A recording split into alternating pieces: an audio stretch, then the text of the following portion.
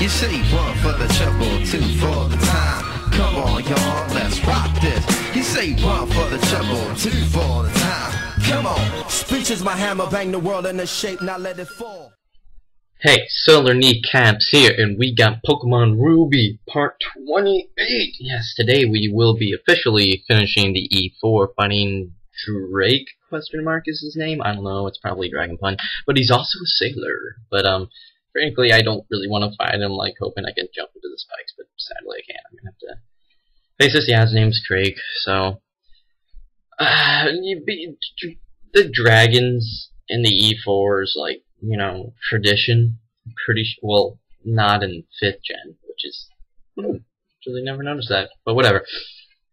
But they're all incredibly hard, and lucky for us, he starts us off easy with the Shelgon, which I'm just going to slow down with Rock Tomb, but he thinks likewise, and Andre, being Steel-type, is going to be able to tank this guy, because he doesn't actually have EQ, instead he runs Protect. Maybe he doesn't have the TM for it, but whatever. He's going to go for the Dragon Claw. I resist that, plus I have pretty good defense, and I'm just going to be spamming these fake tears until I can get him to -6, because then I can go effing Captain Crunch on his face and do work. So he's at -6 now. I'm hoping he goes for the Protect. That'd be really, really cool. But I'm like, okay, I guess I'll use one of my 15 Hyper Potions.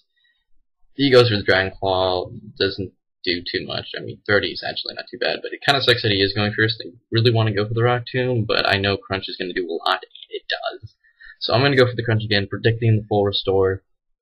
He does go for that. I'm going to go for the Crunch again. It does a good amount. He goes through the Protect just to piss me off and to ruin more of my power points, but it doesn't matter. I know I can take it with Dragon Claw. Take it with 8. Looking good. So, bam, Andre's able to take out 1. So now here comes the one of 2 Flygons. He actually has 2, which is kind of ridiculous, but whatever. I'm gonna go into Moby because I have the Blizzard, and, you know, 4 times effective, probably a good idea. And Moby, MVP of the match, is like, Sandstorm, I don't give a damn, and he just smacks a 4 times effective Blizzard right in Flygon's nose, beak, face. He doesn't really have any of that. But he's gonna go for the Dragon Breath. Moby's gonna be able to take that quite nice. I go with the Surf. I know since he's part ground, it's just neutral, so it's looking good. Here's the Altaria. I know it can't one-shot me, and I know I definitely can't one-shot it, since I couldn't one-shot the Flygon, and Altaria is much more bulky, whatever. So I'm gonna go into Andre, get the Intimidate off, and pretty much just use it as death fodder, hoping that it doesn't set up with Dragon Dance, but I actually don't think any of his, maybe some of them, maybe this Altaria has Dragon Dance. Honestly, I don't know. Spoiler. But I'm gonna send out Moby again with his shininess, and he's like, I don't give a damn about anything. I'm gonna go for the Blizzard. Go for the Dragon Breath. Oh, Sandstorm, Paralyzed, Blizzard. Yeah, Moby's got this. I mean, come on, he's up in pink and shiny. What it doesn't Moby have? Moby's got the coolness of a master. So, here's, well, I go for the full restore because I know he's probably gonna go for the full restore, but he actually doesn't. Surprisingly not as cheap as I thought. I was like, oh, how about that? Here I make the horrible mistake of going for Surf, and even though I do get paralyzed again, which kind of sucks, but thankfully I'm able to break through it. Sadly, I'm not able to die, or I'm not able to kill it. And in fact, I die from a takedown this Altaria has, which is an interesting moveset, but now it's low enough that Shift Tree is going to be able to just fake it out, get the kill. It does get a level up, which is alright, but honestly, Shift Tree isn't exactly the kind of guy I want to get a whole level. But whatever.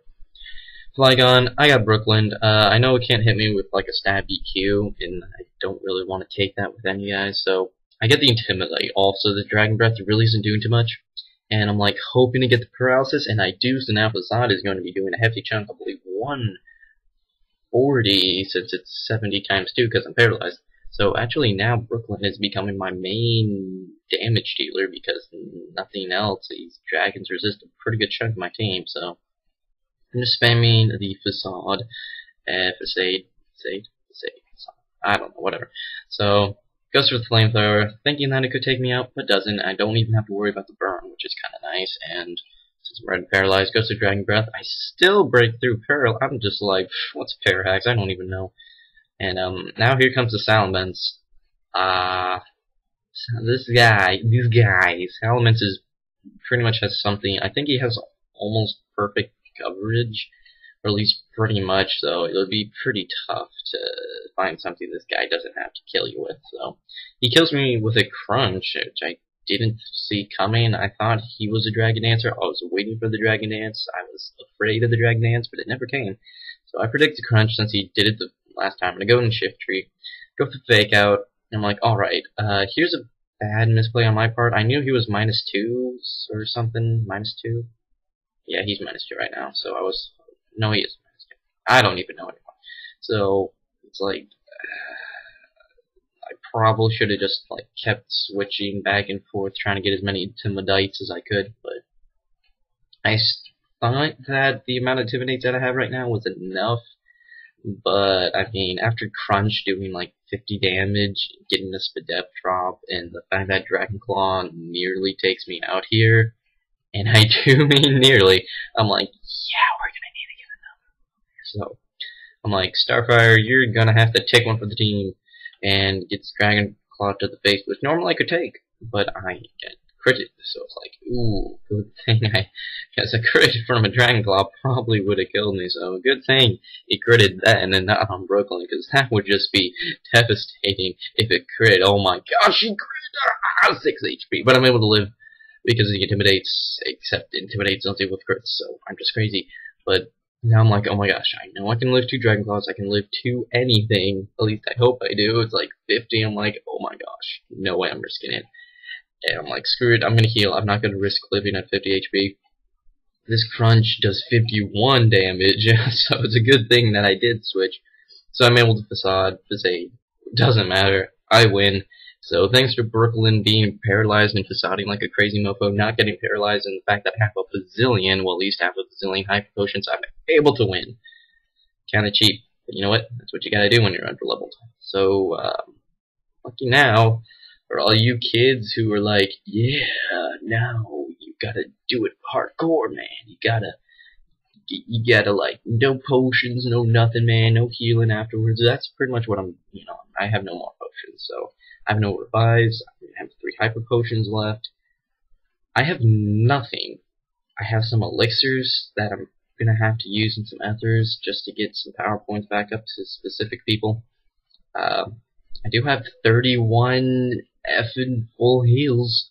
I wish I could sell about 30 of those to get some, I don't know, so many. That was so dumb, but whatever. Thanks for watching. Rate, comment, sub. Peace out. Next time it's a champion.